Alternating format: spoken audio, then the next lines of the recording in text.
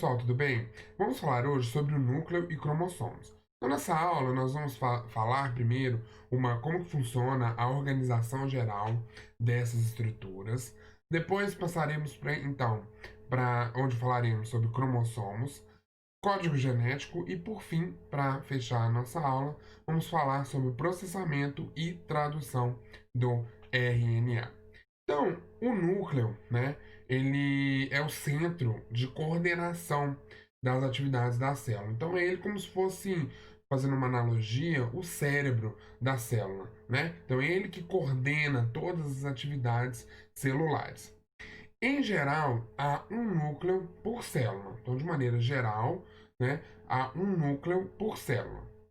Células sem núcleo são apenas uma fase da vida, então existem algumas células que podem não apresentar núcleo, mas quando isso ocorre é apenas uma fase da vida dessas células.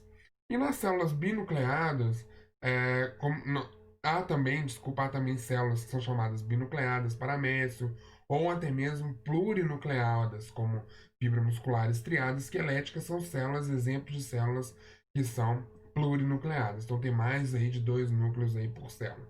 Então, como exemplo, nós temos aqui, né, nessa imagem aqui, ó, célula muscular multinucleada, né? Então, a fibra muscular apresenta mais de um núcleo. A hemácia, né, a célula que transporta o oxigênio no sangue, ela é anucleada, ela não tem núcleo, né? E a célula comum que tem um núcleo só, né? Outros tipos de célula que tem aí apenas um núcleo. E aqui nós temos uma estrutura, né? O núcleo, ele tem uma estrutura, ele é composto por uma estrutura semelhante a algumas outras organelas, como mitocôndria, cloroplasto, como nós vimos anteriormente, no que se refere à membrana que o recobre, né? Então, ele tem uma dupla membrana, então ele tem uma membrana interna e uma membrana externa, né? Então, o núcleo ele tem uma membrana externa e uma membrana interna, e compõe, então, o envelope nuclear. Além disso, dentro do núcleo tem uma outra estrutura mais interna, como se fosse o núcleo do núcleo, né? Que é chamada de nucleolo. O nucleoplasma, a cromatina, que é composta por heterocromatina e eucromatina, os ribossomos, que são associados ao núcleo, e os poros nucleares. Então, o núcleo, as partes que compõem o núcleo, nós podemos dizer que são essas. Aí nós vamos ver cada uma dessas partes, tá? E as fases do núcleo, o núcleo ele tem algumas fases, né? Que são basicamente aí, quando ele está em, vamos dizer, repouso, né? E quando ele está repouso é uma maneira assim errônea, né? Porque ele está o tempo todo trabalhando, de se falar, mas vamos pensar quando ele não está em atividade de duplicação, que é o chamado núcleo interfásico, né? Então, repouso no sentido de não estar se duplicando.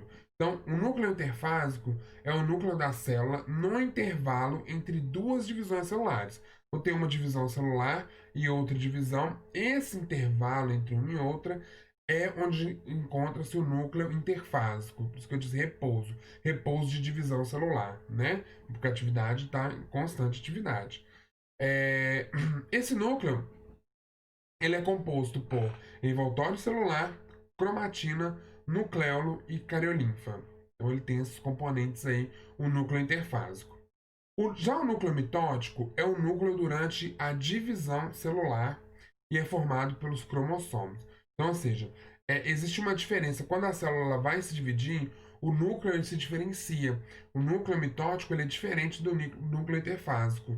Né? No núcleo mitótico, que quando vai ocorrer a mitose, o processo de divisão celular, que é a mitose, que nós vamos ver na próxima aula, o núcleo, então, ele é composto apenas pelos cromossomos que vão, então, participar aí da divisão celular, né? Então, ele tem essas duas fases aí, núcleo interfásico, que é quando está no intervalo entre duas divisões, e o núcleo mitótico, que é o núcleo que está presente durante a divisão celular.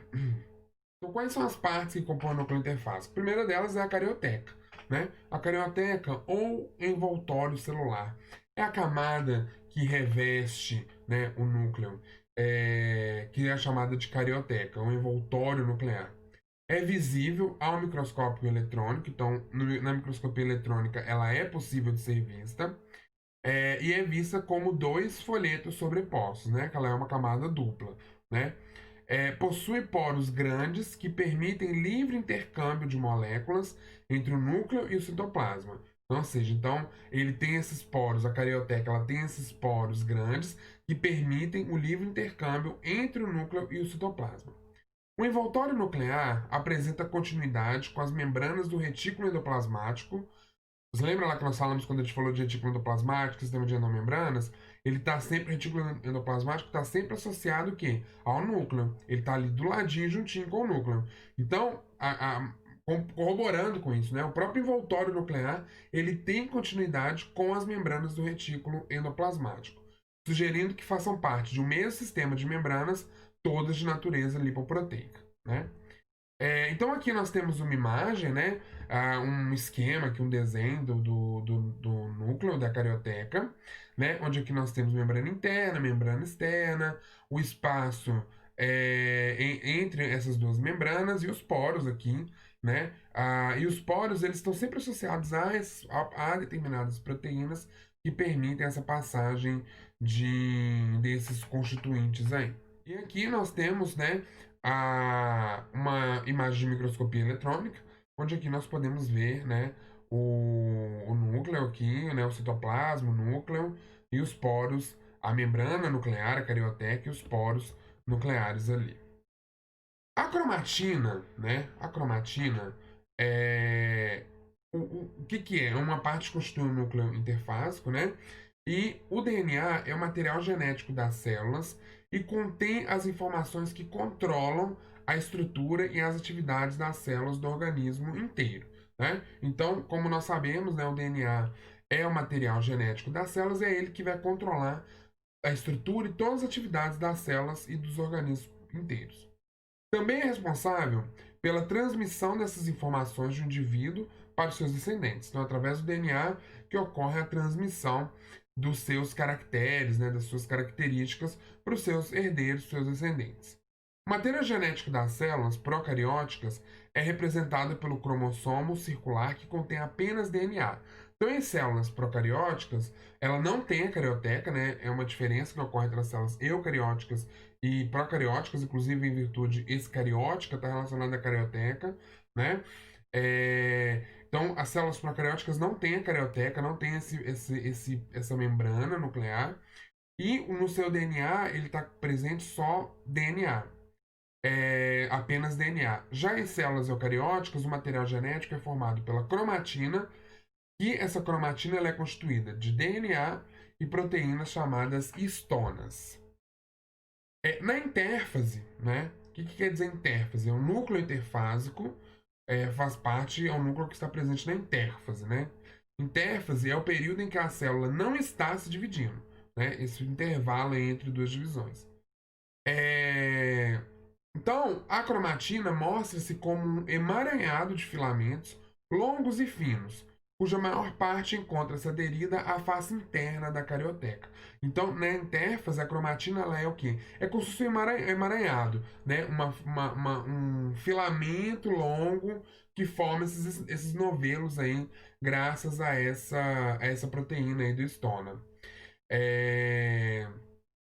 As porções condensadas são chamadas de eucromatina, enquanto as partes já enoveladas durante a intérfase formam a heterocromatina. Então já começa a haver uma diferença entre as duas, né? Nessa cromatina, a porção que está descondensada é chamada de eucromatina, e a porção que está condensada é chamada de heterocromatina. É um material de aspecto filamentoso constituído de DNA mais histonas, né? Então, esse material ali. A cromatina, né? Então, o número de filamentos é constante para cada espécie. Então, cada espécie tem um número constante desses filamentos, né? Que é o mesmo número de cromossomos. Então, ou seja, os humanos têm uma, o cachorro tem uma, as plantas têm outra e por aí vai, né? Na mitose, tornam-se condensados e visíveis ao microscópio. Então, ou seja, quando ocorre a mitose e divisão, essa cromatina ela se condensa e fica visível, né?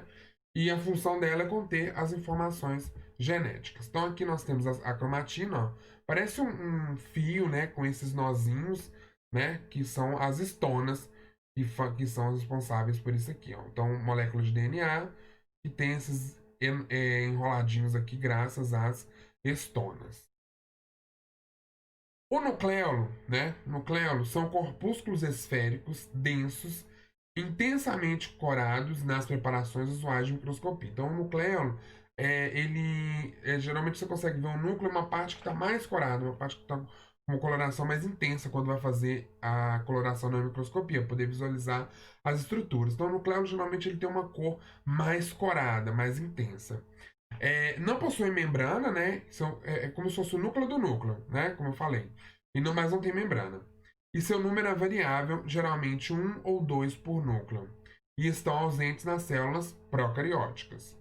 São constituídos de proteínas e DNA, responsável pela produção de RNA ribossômico, que constitui os ribossomos do citoplasma. Então, eles são constituídos de proteínas de DNA e são os responsáveis pela produção do RNA ribossômico, que a gente vai ver a importância dele mais para frente.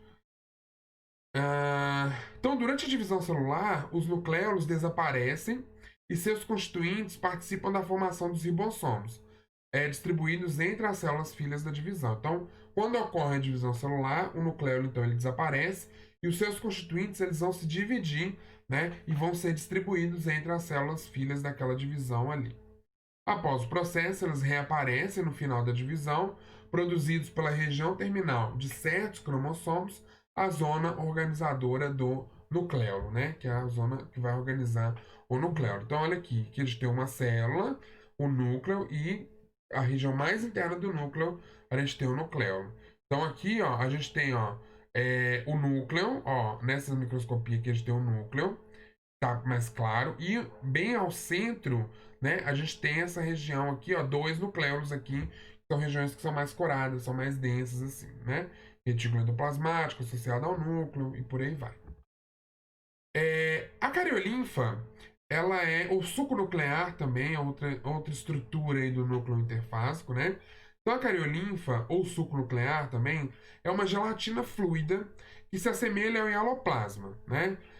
Hialoplasma é uma estrutura que é chamada que o citoplasma, na verdade, o hialoplasma é uma parte componente do citoplasma, porque o citoplasma é hialoplasma mais organelas, né? Se formos separar o citoplasma, vai obter aquela parte gelatinosa hialoplasma e as organelas. Os dois juntos formam o citoplasma, com o qual tem comunicação direta através dos poros da carioteca. Então, a cariolinfa, ela é aquele fluido, né, que está ali envolto ali dentro do núcleo interfásico, que faz a comunicação direta através dos poros da carioteca. Comparado com o hialoplasma, mostra maior concentração de proteínas, de RNA e de nucleotídeo, né? Então, se for comparar com o hialoplasma na célula, ela mostra, então, ela tem uma maior concentração de proteínas, de RNA e de nucleotídeos. Então, aqui, ó, dentro aqui do núcleo, ó, a gente tem o nucleolo e dentro do núcleo a gente tem o hialoplasma, né? O hialoplasma é a região que é o que está preenchendo aqui com esse é, fluido gelatinoso, né? Que está preenchendo o núcleo. E a cromatina, né? Para finalizar as partes constituintes do núcleo interfásico, nós temos a cromatina. Como nós já falamos, nós temos dois tipos de cromatina, que é a eucromatina e a heterocromatina. A eucromatina é a cromatina com aspecto claro ao microscópico, né? Então ela tem ali aquele aspecto claro ao microscópio, é menos condensada e é geneticamente ativa, né? Ela produz ali RNA. Já a heterocromatina é a cromatina com aspecto escuro, é esperilizada e inativa geneticamente, né? Então a heterocromatina ela é inativa geneticamente, ela tem um aspecto escuro e ela está em espiral, ela está enovelada ali. E tem dois tipos de heterocromatina: a constitutiva, que ocorre em regiões correspondentes de ambos os cromossomos homólogos, ou seja, ela não transcreve, e a facultativa, que é presente em apenas um dos cromossomos no par, e é uma codificadora inativa. Tá? Vamos falar agora sobre os cromossomos. Os cromossomos, eles nada mais são do que longas moléculas de DNA em fitas duplas e são compactadas na forma de cromossomos, né? Então nós temos ali longas moléculas de DNA em fitas duplas, compactadas, então elas formam os cromossomos. Essa organização facilita a segregação nas etapas de divisão celular. Então, esse estilo de organização nada é por acaso, né? Então, essa forma de organização é uma forma de organização que facilita a segregação nas etapas de divisão celular. E aí nós temos então as células eucarióticas e as procarióticas, né? Então, os cromossomos em células procarióticas, que são as bactérias e arqueias, o cromossomo costuma ter segmento circular, não possui início ou fim definidos. Então, ele não tem um início ou fim, ele é circular e unitário, né? Então, eles têm ali essa característica. Algumas bactérias possuem outros segmentos de DNA complementares ao DNA genômico.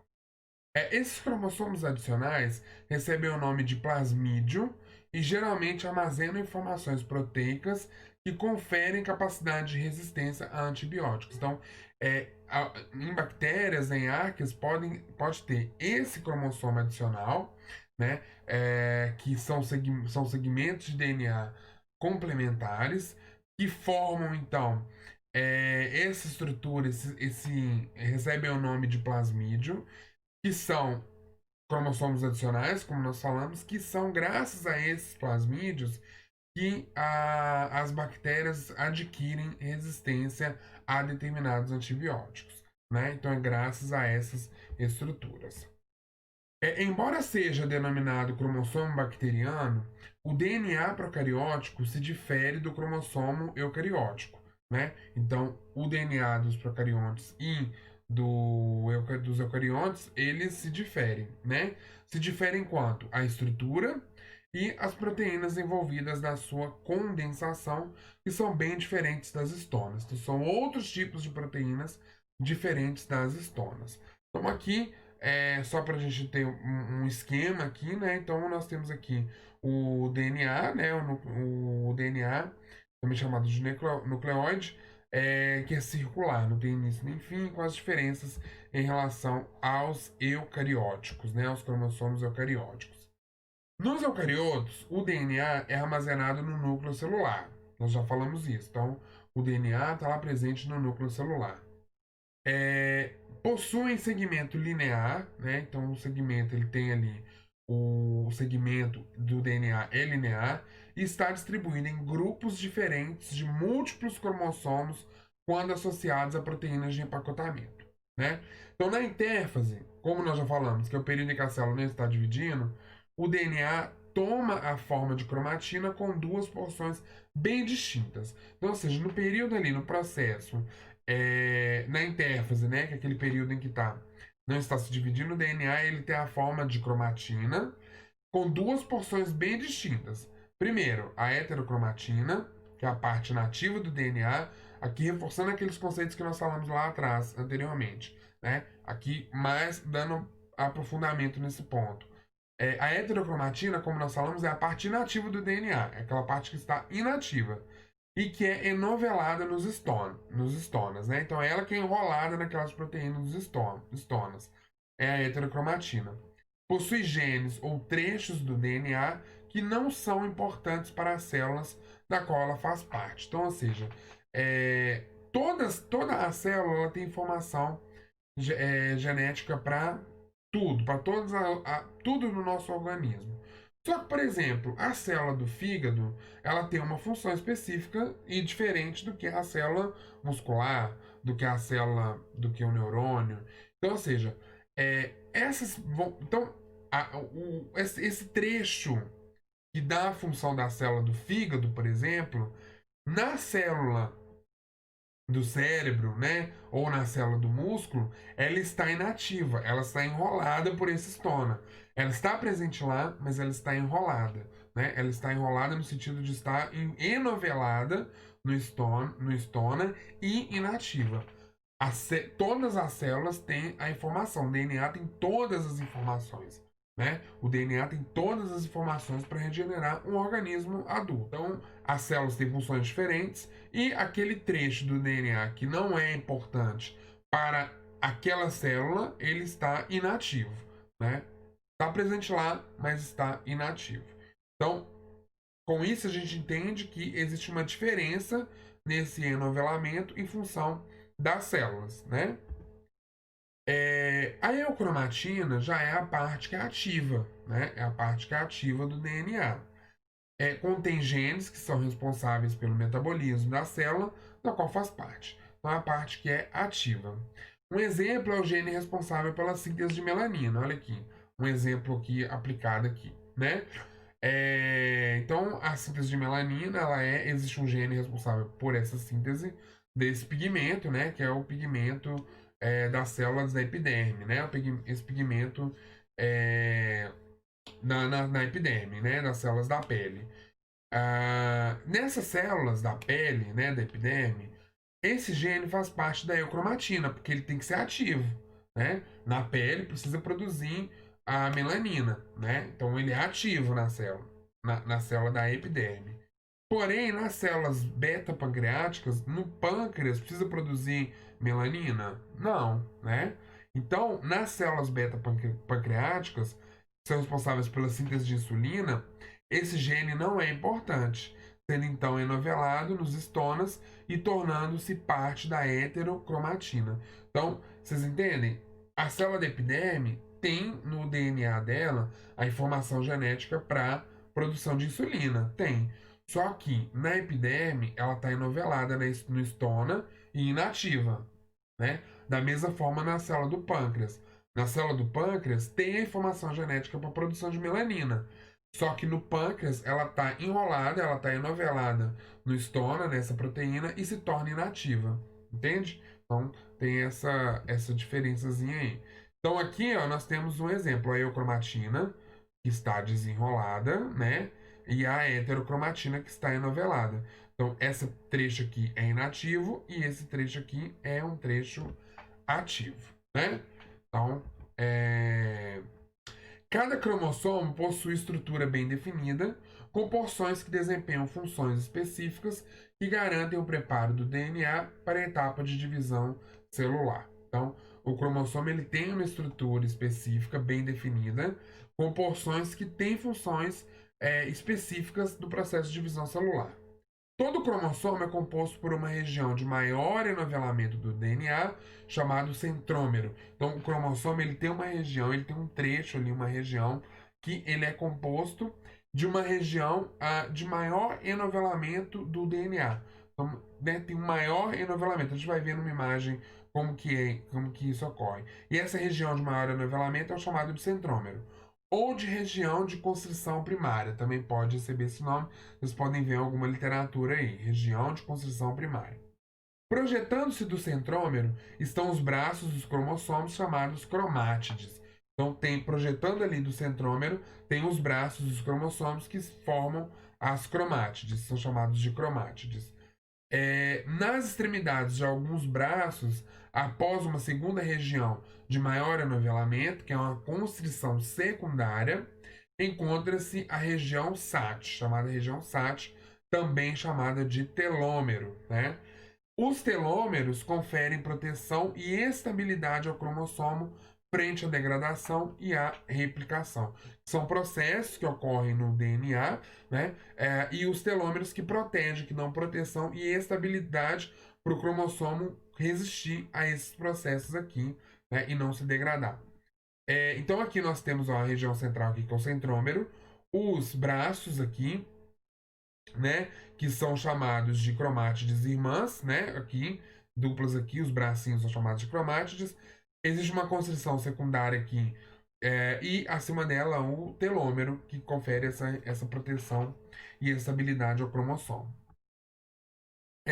Quando encontrado nas fases iniciais da intérfase, ou após a anáfase da mitose, então a mitose, aí nós vamos ver na aula da semana que vem, ela tem as fases, né? Então, quando está na fase inicial da intérfase ou após a anáfase da mitose, que é uma das etapas que nós vamos falar mais para frente, na aula seguinte, o cromossomo pode ser simples contendo apenas 2 braços, né? Então ele pode ser simples, apenas 2 braços ali. Agora, quando encontrado após a fase S da intérfase, o cromossomo torna-se composto. Na fase S, o DNA duplica-se, né? Na fase S, então, o DNA duplica seu material genético e esse processo é conhecido como replicação. Então, obviamente, aquela célula não vai se dividir em duas, então eu preciso duplicar aquele material genético para que vá a mesma quantidade para um e para outro, a mesma informação genética para um e para outro. Então, por isso que aquele DNA duplica-se ali para que ocorra a divisão. Então, dessa forma, o cromossomo composto contém 4 braços. 2 desses braços são a cópia exata dos outros dois, então são duplicados. Então são exatamente a cópia igual. São 4 braços, que são 2 são cópias idênticas do outro, né? Então são cópias idênticas dos outros 2 braços ali, né? Então 2 são cópias idênticas dos outros 2. É como se fosse uma imagem espelhada, né? Então tem 2 braços aqui que vão espelhar outros 2 idênticos. Seria mais ou menos isso dali. Que são unidos ali pelo centrômero e tomando a forma de um X, né? Como a gente viu naquela imagem anterior. Quanto à posição do centrômero, os cromossomos podem ser divididos em. O centrômero ele pode variar de posição, nem sempre ele vai ficar ali no meio formando um X certinho, não. Né? Ele pode variar de posição. E essas variações recebem algumas classificações.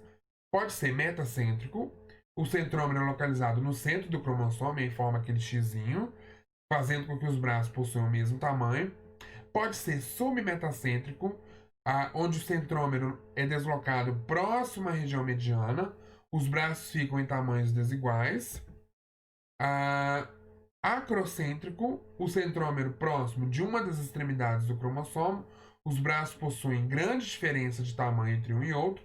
E telocêntrico, onde o centrômero localizado em uma das extremidades, possuindo metade dos braços que o cromossomo metacêntrico tem na mesma fase do ciclo celular. Então, nada melhor do que isso, né, para ver numa foto. Então, aqui na foto, ó, nós temos os metacêntrico, submetacêntrico, ó, aqui tá bem divididinho, os braços iguais, né? Aqui, ó, esses daqui de baixo são um pouco maiores do que esses de cima. Aqui no acrocêntrico tem uma diferença mais visível e o telocêntrico é quase somente as duas pernas ali, né? A outra bem pequenininha aqui, ele é bem na parte de cima ali aqui o telocêntrico. Então aqui nós temos esse outro esquema, né? Que são, ó, aqui nós temos 2 cromossomos, que são cromossomos chamados homólogos, mas que não são cópias idênticas. Aqui nós temos, ó, as cromátides irmãs, que são cópias idênticas. Olha aqui, ó, as mesmas cores aqui, né? Vamos pegar pelas cores. E aqui nós temos aqui os cromossomos homólogos, que não são cópias idênticas, mas podem ter regiões homólogas que codificam o mesmo gene, né? Então só a nível aí de conhecimento em relação a esse ponto, certo? Vamos falar agora sobre o código genético. Então, a mensagem genética contida no DNA é formada por um alfabeto de 4 letras que correspondem aos 4 nucleotídeos. Adenina, timina, citosina e guanina. Então, esses 4. Você lembra lá quando a gente começou a nossa disciplina, nós falamos dessas bases nitrogenadas aí. Né? Nós falamos que elas existem. Então, toda a mensagem genética do DNA, ela está contida nessas 4 letrinhas aí. Com essas 4 letras, é preciso formar palavras que possuem o significado de aminoácidos. Na verdade, sim, as proteínas, né? Nós sabemos que os aminoácidos são os monômeros das proteínas. O que quer dizer isso? Então, quando junta vários aminoácidos, forma uma proteína.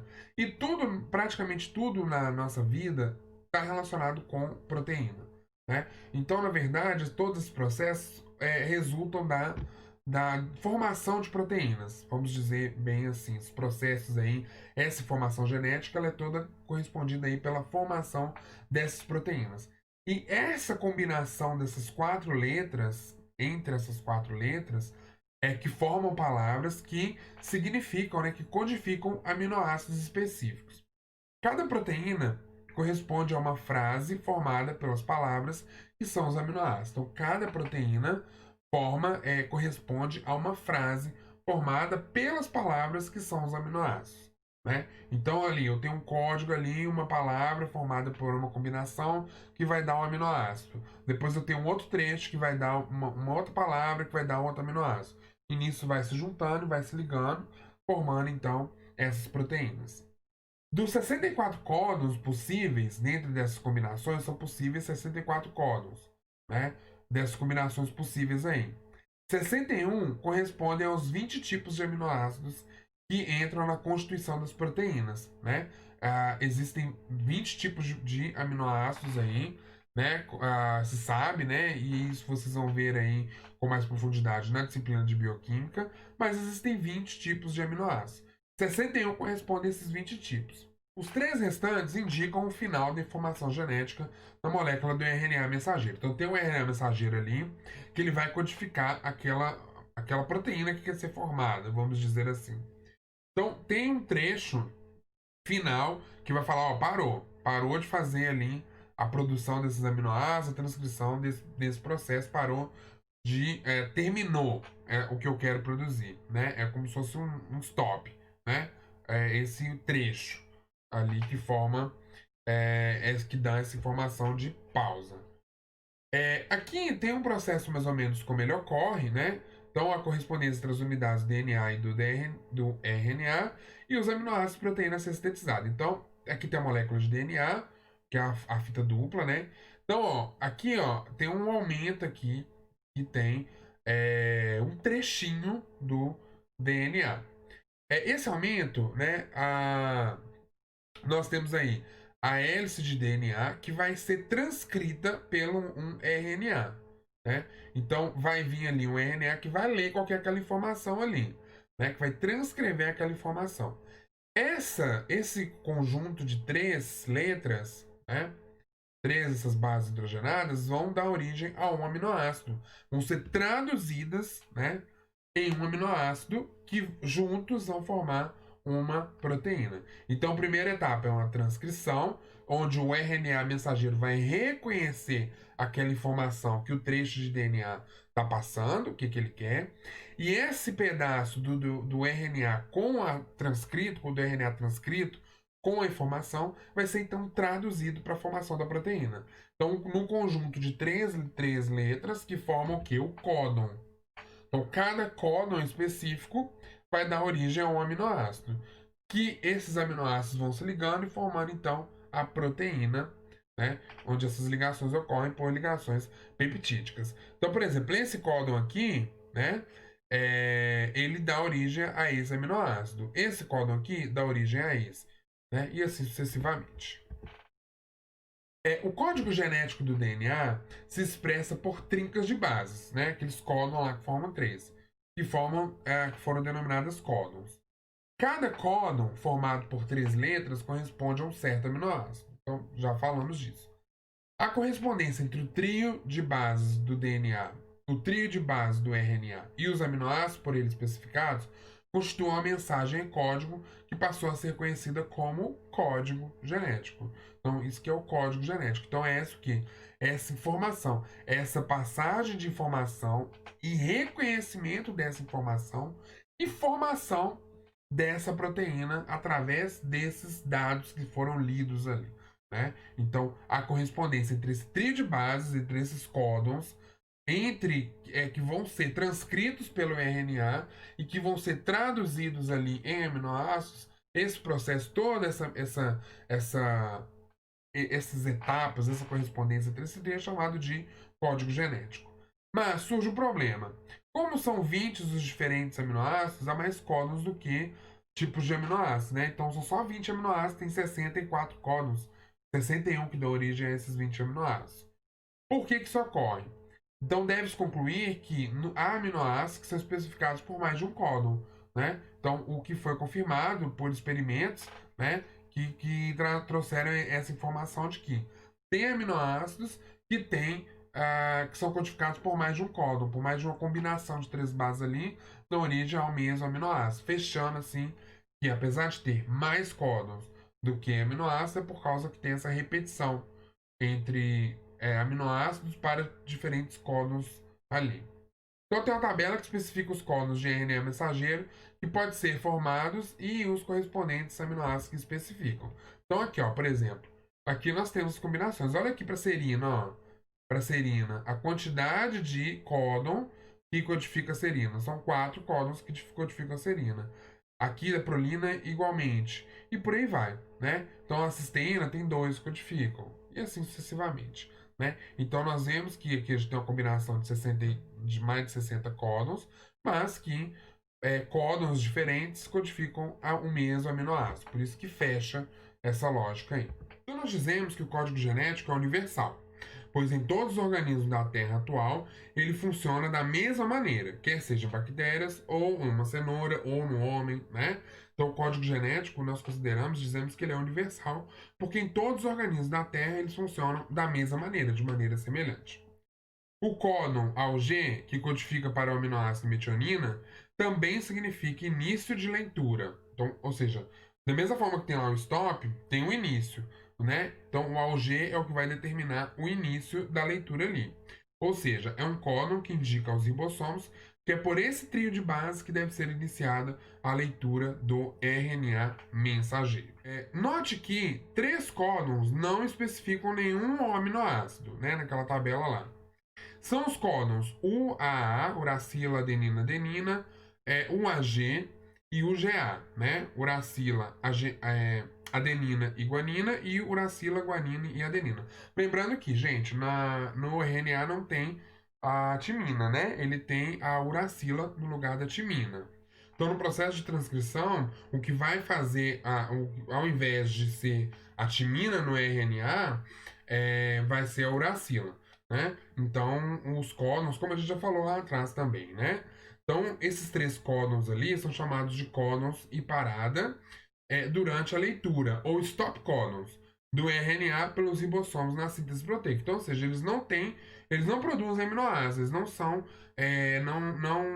não especificam nenhum aminoácido, mas são eles responsáveis pela parada, né? São eles os stop códons, são eles que fazem ali a parada na síntese proteica. Diz que o código genético é degenerado porque cada palavra, né, entenda-se aminoácido, ou seja, na verdade, a palavra que vai formar ali a proteína são os aminoácidos. Então, a gente diz que o código genético é degenerado porque cada palavrinha daquela, ou seja, cada aminoácido, pode ser especificado por mais de uma trinca, né? Então, você lembra lá que na tabela nós tínhamos aminoácidos sendo codificados por 4 trincas diferentes? Então, por isso que a gente fala que ele é degenerado. O que vem a ser a estrutura gênica, né?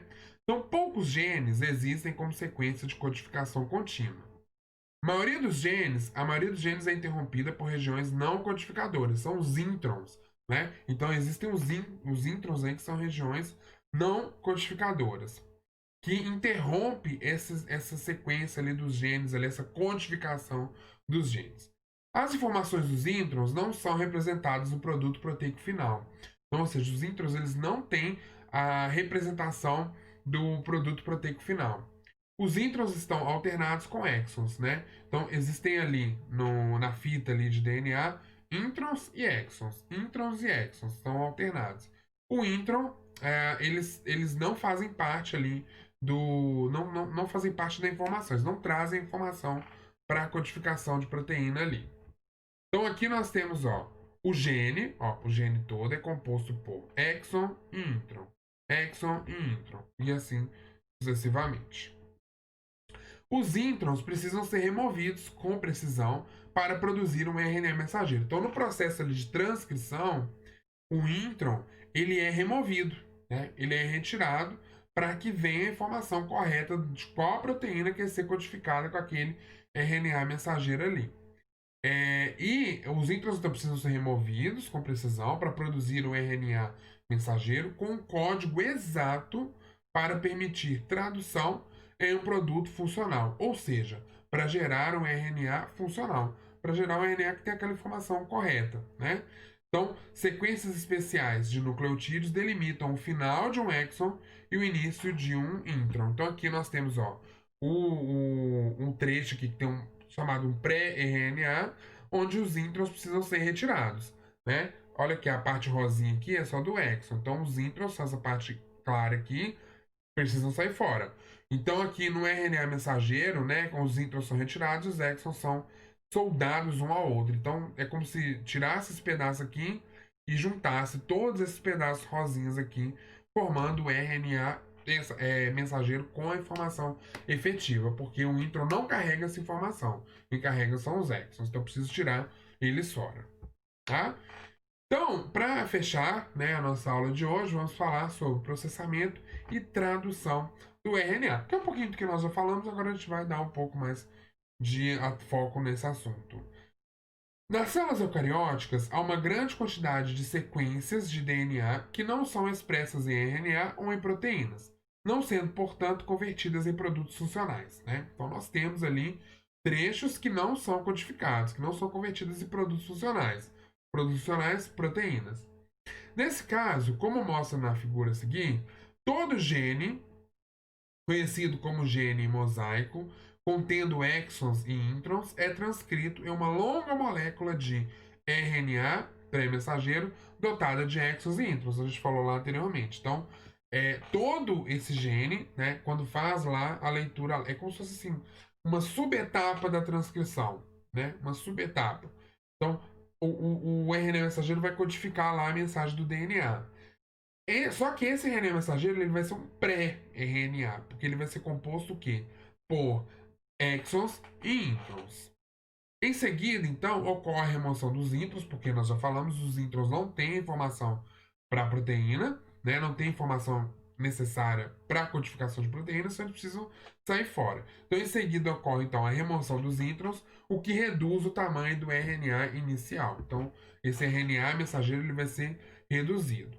Finalmente, os exons se ligam, formando o RNA funcional ou maduro, também pode ser chamado assim, que contendo apenas segmentos codificadores dos exons, migra para o citoplasma, onde vai ser traduzido em uma cadeia polipeptídica. Então, ou seja, estão ali dentro do núcleo mesmo, codifica a informação genética, forma uma fita de DNA longa com exons e introns. Os introns não têm informação para a codificação correta de proteína, né? Então eles têm que sair fora. Então ele passa por esse processamento, a fita retira-se os introns, os exons se juntam em uma fita menor e essa fita menor de RNA sai para o citoplasma para ser então codificada por um ribossoma e aí vai para o RNA transportador na formação da proteína. Né? Então olha aqui, ó, aqui ocorre ó, a transcrição, né, do pré-RNA olha aqui para você ver, ó, aqui ele está em rosa e verde, né? Verde são os exons e rosa que são os introns. Então, o pré-RNA ele é grande, mas ele tem muita coisa inútil ali. Então, passa por esse processamento, onde tira fora essa parte rosa, tira fora os introns, e aí, então, fica só com o RNA funcional, que somente com os exons, que são aquele que vai dar a tradução correta, que vai dar a produção correta aí dos é, das proteínas, dos aminoácidos e, consequentemente, das proteínas.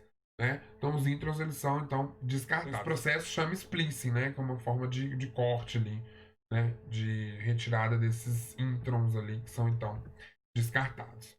Os introns são retirados do pré-RNA, são destruídos, entre aspas, dentro do núcleo, gerando nucleotídeos livres que são reciclados. São, não é que é descartado, né? Ele vai ser reciclado ali, né? Esses nucleotídeos eles serão então reciclados e utilizados depois num outro processo. Aqui novamente um outro esquema, né? Transcrição produz um RNA complementar a uma fita de DNA, né? Aqui nós temos ó, o DNA, ele abre-se, né, para fazer a transcrição, aí a fita molde, né, e a transcrição do RNA aqui com introns e exons. O RNA, então, é transcrito pela enzima RNA polimerase. Esse esquema aqui dá para a gente ver bem o processo, né, de transcrição, né? Transcrito de RNA recém-sintetizado. Aqui a dupla hélice, aqui, ó, tem essa estrutura aqui que é a RNA polimerase. Né? Ela vai formar o RNA. Então, ela aqui, ó, aqui tem o sítio de enrolamento do DNA e sítio de desenrolamento. Então, essa é como se essa RNA polimerase ela passasse ali lendo, fazendo uma leitura ali do código de barras, vamos dizer assim. Então, tem essa região aqui que desenrola o DNA. Então, ela passa, quando ela passa ali por esse DNA, ela desenrola, abre a fita e aí ela vai começar a produzir o RNA mensageiro.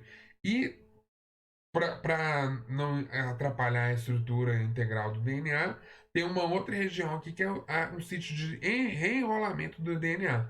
Após fazer essa leitura dali do RNA, ele enrola novamente e ela vai correndo, como se ela fosse correndo ali, fazendo todo esse processo. Então, ali, após passar esse processo, vai formando-se a fita de RNA recém-sintetizado, vai lendo, e aí esses ribonucleotídeos trifosfatados, eles vão se encaixando aqui, né? Então, através dessa leitura, eles vão se encaixando aqui nesse processo aqui, né? E aí forma, então, o RNA. E ele vem nessa direção de transcrição.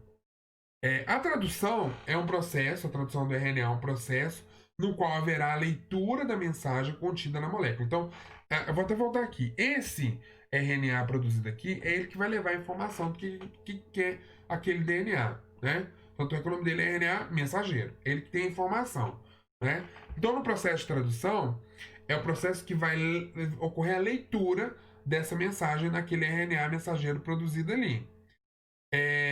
E essa leitura ela é feita pelo ribossomo, que vai decodificar a linguagem do ácido nucleico para a linguagem da proteína. Então, ele vai ler aqueles códons e vai formar a proteína. Quem faz esse processo de leitura, o ribossomo lê, e quem vai juntando, chegando com os aminoácidos para formar aquela proteína, são os RNAs transportadores, né? Os RNAs transportadores. Cada RNA transportador em solução liga-se a um determinado aminoácido, formando-se uma molécula chamada aminoácido RNA-T, que conterá na extremidade correspondente ao anticódon um trio de códon do RNA mensageiro. Então aqui na foto aqui dá pra gente ver bem, né? Então, ó, todo o processo de transcrição e tradução. Então, ó, aqui a gente tem a fita de DNA, ela abre, faz a leitura, a transcrição do RNA. Esse trechinho aqui, ó, ele vai sair para cá. Ele vai sair para fora do núcleo, vai ocorrer no citoplasma, né? O RNA vai a ser traduzido. Então esse pedaço que foi produzido aqui, né?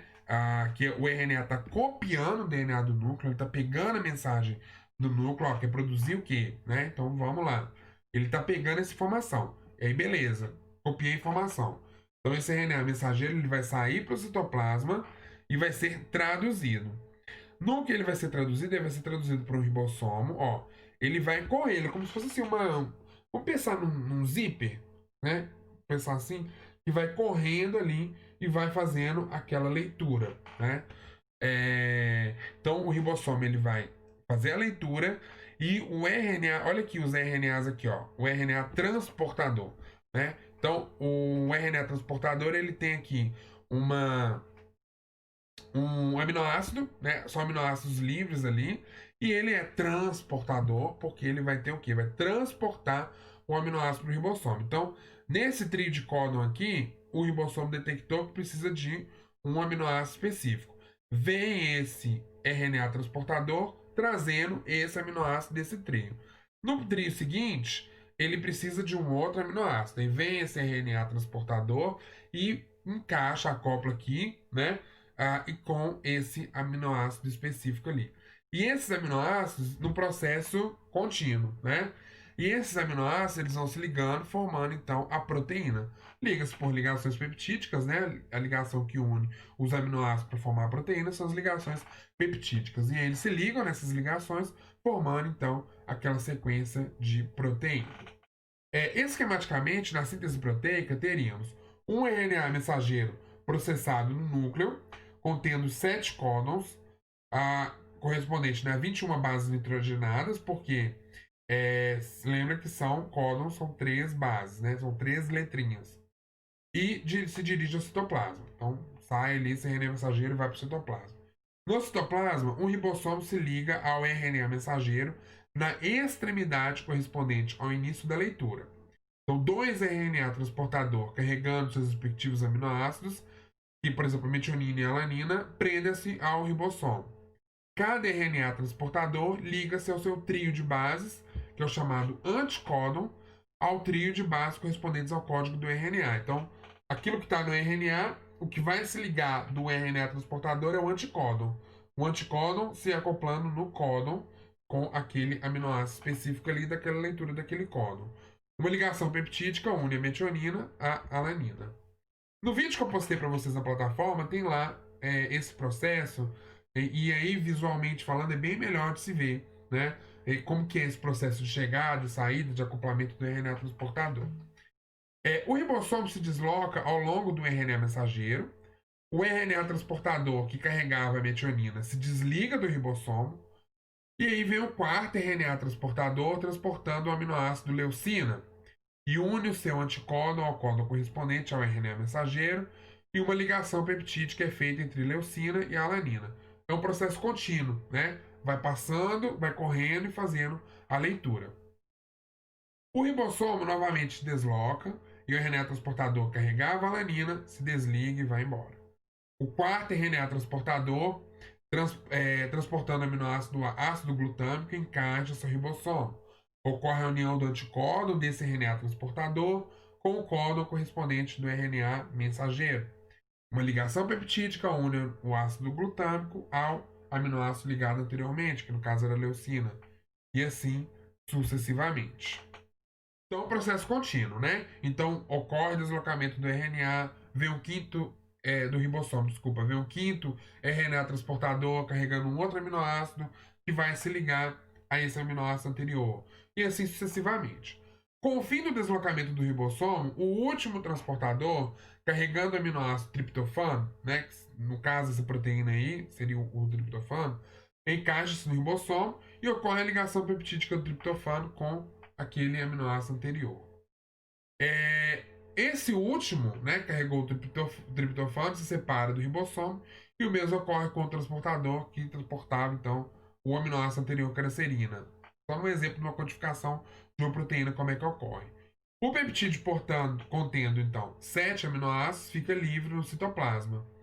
É claro que outro ribossomo pode se ligar ao RNA mensageiro, reiniciando o processo de tradução, que resultará em um novo peptídeo. Então, ou seja, pode ocorrer que o novo ribossomo vai se acoplar e então formar um novo peptídeo, né, uma nova cadeia de aminoácidos ali. Então perceba assim que o RNA mensageiro, contendo 7 códons, 21 bases hidrogenadas, conduziu à síntese de um peptídeo formado por 7 aminoácidos, né? Então, uma proteína ela é, na verdade, um polipeptídeo, né? Tem esse nome de polipeptídeo. Então, ou seja, se eu tenho que se forma na transcrição um RNA com 7 códons, ou seja, com 21 bases hidrogenadas, eu vou ter a produção de um peptídeo, de uma proteína com 7 aminoácidos ligados. Se eu vou ter, então, 20 códons, eu vou ter uma proteína com 20 aminoácidos, né? Um peptídeo com 20 aminoácidos, e assim sucessivamente, ok? Bom, então, pessoal, por hoje é só, a gente fica por aqui, e na próxima aula a gente vai falar sobre mitose e meiose, ok? Tchau, tchau, até a próxima!